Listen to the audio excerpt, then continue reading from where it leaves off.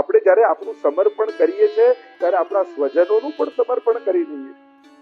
પછી તો કહે કે મારા પતિનું ના લઉં, પછી કે આનું ના લઉં, અને પછી ક્લેશ અને ઉદ્વેગ નાના સિવાય બીજું કાંઈ થતું નથી. અને એટલા માટે આવા ભેદ પાડવા નહીં. ઘરમાં આપણું નિકુંજ છે અને હવેલી આપણું નંદાલય. ઠાકોરજી કૃપા કરીને ગોપીઓની કુંજમાં પધારતા એ આપણું ઘર, એમાં બિરાજતા. એટલે શું કે પાટોત્સવ. ઠાકોરજી જન્મોત્સવ કહીએ છીએ, પાટોત્સવ કહીએ છીએ. જન્મોત્સવ તો જન્માષ્ટમી જ ઉજવીએ છીએ. ત્યાં તમારા માટે પ્રજ્ઞા નથી, પણ તમારા પર કૃપા કરવા તમારી નિકુંજમાં ઠાકોરજી પધાર્યા છે. અને જે દિવસે પધારે એ તમારો પાટોત્સવ છે. તો આમ તમારી નિકુંજ અને ગોપીઓ નિકુંજની સેવા કર્યા પછી જેમ નંદાલયમાં જતી અને ત્યાં યશોદાજીની સાથે પ્રાત સમય ઉઠી કે બ્રજબાલા ગાવત મંગલ ગીત રસાલા કર શિકાર મથનિયા ધોવે અપનો અપનો દયો બિલોવે માખન ઘણી નિત્ય લીલામાં પણ વર્ણન સુંદર હરિરાય મહાપ્રભુજીએ કર્યું. કોઈ માળા ગૂંથીને લાવે, સકલ સાજ લાઈ અહીરી, અને સકલ સાજ લઈને જાય, શિકાર લઈને જાય. તમે 84 વૈષ્ણવની વાર્તામાં તો વાંચો છો કે પેલા ગદ્દલ મોકલાવતા, ભેટ મોકલાવતા, નાગજી ભટ્ટ સોના મોરો લઈને મોકલાવતા, શ્રીનાથજીની ભેટ લેવા માટે પેલી પરેની વાર્તા ત્યાં જતા.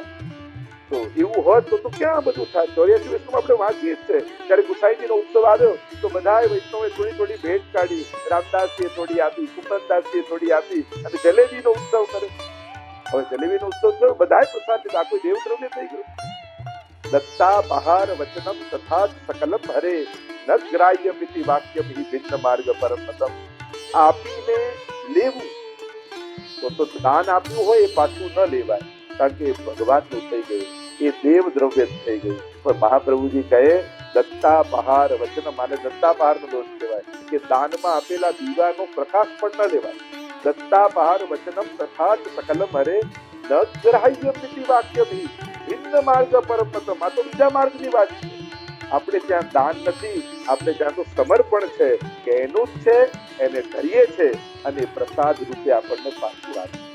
અને એટલા માટે કોઈ પણ મિથ્યા વાતોમાં ન આવતા, કારણ કે આ બધી વાતોમાં અટવાયા તો ભાવ જતો રહેશે, આનંદ જતો રહેશે, વૈષ્ણવની સાથેનો લગાવ જતો રહેશે, વલ્લભકુલ સાથેનો ઉત્સાહ જતો રહેશે.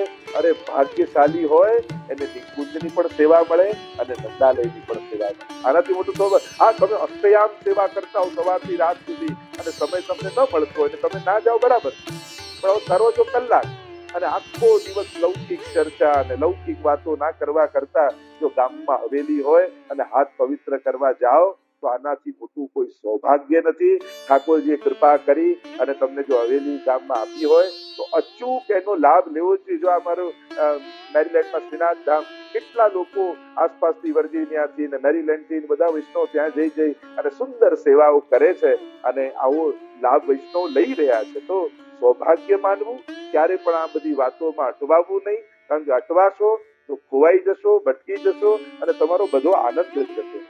તો સિદ્ધાંતો જે દ્રષ્ટિએ જુઓ એ દ્રષ્ટિએ એનો અર્થઘટન થાય. તો આપણે તો આપણા પૂર્વજો, આપણા વડીલ આચાર્યો, આપણા દાદા પરદાદાએ જે રીત કરીને જે આનંદ કર્યા, આપણે તો એ જ આનંદને નિભાવવાનો છે. અને બધાને લૌકિક દ્રષ્ટિએ જોવા કરતા આપણે તો અલૌકિક દ્રષ્ટિએ જોવું. વાર્તા સાહિત્ય લોકો એમાં ઇતિહાસ ગોતે કે આ સાચું ના ખોટું. જે હરિરાયજી ગોકુલનાથજીએ લખ્યું છે 100% સાચું છે, એમાં હું કઈ વધારવા ઉમેરવામાં માનતો નથી. એમાં પછી વૈજ્ઞાન ને ઇતિહાસ ને આ બધું કાઢી કે આમ ચમત્કાર ના થાય, આમ ના થાય, બધું જ સંભવ છે. જો શ્રી વિઠ્ઠલનાથ વિચારે રે તેને પ્રગટ પદાર્થ ચારે રે. કેમ સંભવ નથી? શ્રી મહાપ્રભુની કૃપા કરે તો આ બધું જ સંભવ છે ને, બધું થયેલું છે, બધું સત્ય છે.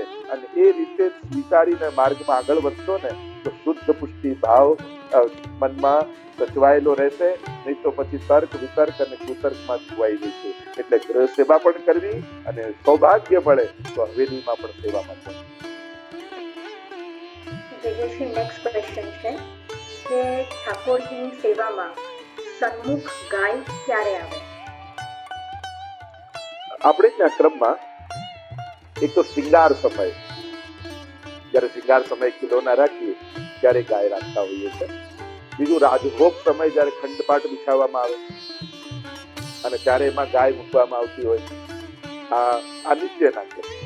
અને બીજું જયારે ઉત્સવ હોય અને મનોરથો કર્યા હોય અને અમુક મનોરથોની સજાવટ જેમાં હોય ગૌચારણ આદિ આ બધી લીલાઓ એમાં ગાયો સજાવતા હોઈએ છે. પણ રોજ જે વસ્તુ ઘરમાં પડી છે બધું ગોઠવી નહીં નાખે.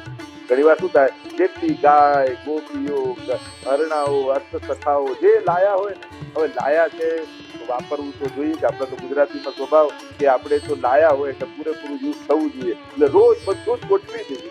એવું ન હોય, એનો સમય હોય, જે મંગળા સમય હોય તો કઈ ના આવે, પછી ઉત્થાપન સંધ્યા અત્યારે ખંડપાઠ વડા થઈ જાય તો શયન સમય પછી કઈ ના આવે.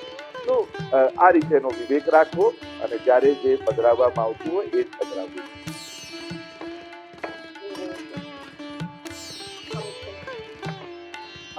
શું ગિરિરાજજી અને શ્રીનાથજી ઠાકોરજી પ્રાકટ્ય સ્વરૂપમાં છે, અને છે તો એ કેવી રીતે શક્ય છે? ધારણા છે કે શ્રીનાથજી અને ગિરિરાજજીની વચ્ચે ટનલ છે, તો એ કયા ભાવથી છે?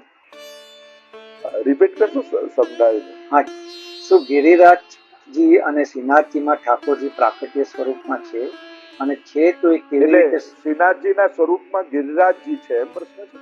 ના, બંને જગ્યાએ ઠાકોરજી પ્રાકટ્ય સ્વરૂપમાં છે, ગિરિરાજજી અને શ્રીનાથજીમાં એક પ્રગટ સ્વરૂપમાં. પ્રગટ પ્રગટ સ્વરૂપ.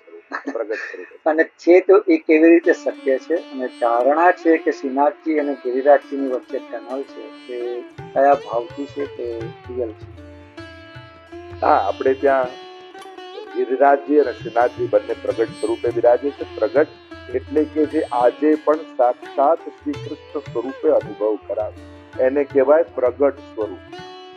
આપણે ત્યાં સર્વ સ્વરૂપો, કેવલ એ બે જ નહીં, મહાપ્રભુજી પણ પ્રગટ સ્વરૂપે છે, ગુસાઈજી પણ પ્રગટ સ્વરૂપે છે, યમુનાજી પણ પ્રગટ સ્વરૂપે છે. કારણ કે આપણો માર્ગ જ પ્રગટતાનો માર્ગ. આપણો માર્ગ ભૂતકાળનો માર્ગ નથી, આપણો માર્ગ ભવિષ્યકાળનો માર્ગ નથી, આપણો માર્ગ વર્તમાનનો માર્ગ. અને વર્તમાન એટલે જે લીલાઓ થઈ એ આજે પણ થઈ રહી છે.